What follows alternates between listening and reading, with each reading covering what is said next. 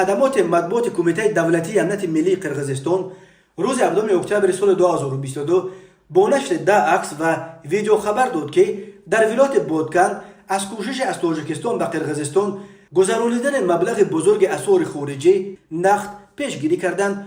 گفته می شود از یک قاچاقبر در اینجا 2,750,000 دلار آمریکایی پیدا و مصادره کردند.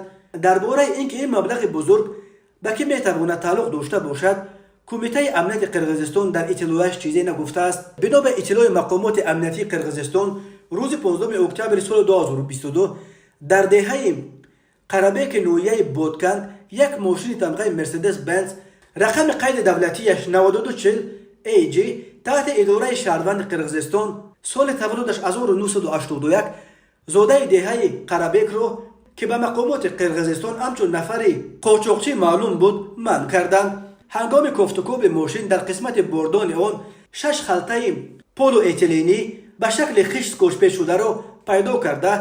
از داخل این خلطه ها 2,750,000 دلاری را که این شهروند میخواست به طور قاچاقی از تاجیکستان وارد کند پیدا کردند. در چارچوب چاره‌بینی های فوری و تفتیشاتی 4 شهروند قرقیزستان را با گمان دست داشتن در این قاچاق بزرگ دستگیر کردند و حال آنها در توقیفگاه شعبه کارهای داخلی نویه بادکن نگاه داشته می شوند. شعبه تفتیشات ریاست امنیت ملی ولایت بادکن تفتیش پیشکی این قضیه را بر اساس قسم 4 ماده 231 کودکس جنایتی قرقیزستان با اتهام قاچاق اقتصادی پیش میبرد. بعد از گیر شده ها بر اساس این بند قانون همچون جزا از 5 تا 10 سال زندان با مصادره مال و ملک تهدید میکند.